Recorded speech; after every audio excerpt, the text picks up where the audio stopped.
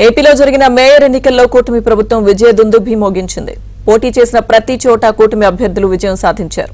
ఇందులో భాగంగా గుంటూరు, గ్రేటర్ విశాఖపట్నంలోని మేయర్ పీఠం కూటమి వశమైంది.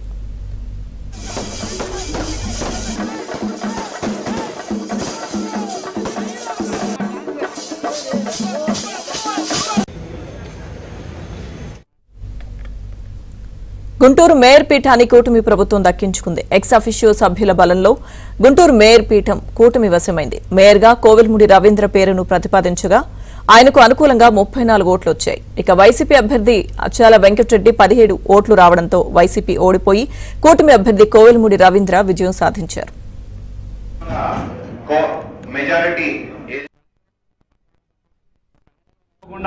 ప్రజా విజయం, ప్రజాస్వామ్యబద్ధంగా ఎన్నికబడ్డ విజయం మనందరూ కూడా చూసాం.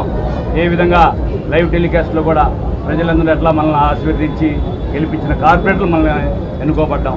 ఇది భగవంతుడు ఇచ్చిన అవకాశంగా మేము తీసుకొని ఇక నుంచి మా మీద మా నాయకుడు పెద్ద బాధ్యత చెప్పాడు కాబట్టి ఆ బాధ్యత మా నాయకులు నా మీద పెట్టిన నమ్మకాన్ని వమ్ము చేయకుండా తప్పకుండా ఈ గుంటూరు భవిష్యత్తులో ప్రతి ఒక్కరు కూడా సుఖ సంతోషాలతో ఆనందంతో ఈ గుంటూరులో నివసించే విధంగా ఈ గుంటూరుని తయారు చేస్తానని చెప్పి నా సాయశక్తుల ఈ కృషికి మీరందరూ మేధావులు, ఇక్కడ అందరూ కార్పొరేటర్లు, మేము వైసీపీ వాళ్ళు కూడా విజ్ఞప్తి చేస్తున్నాం.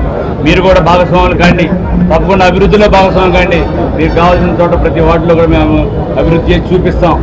మాకెక్కడ మా నాయకుడు మొత్తం ఈ రాష్ట్రంలో మాకేమీ వేరే ప్రాంతీయ విభేదాలు లేవు. మాకు తప్పకుండా మాకు ధ్యేయం ఒకటే, గుంటూరు అభివృద్ధి.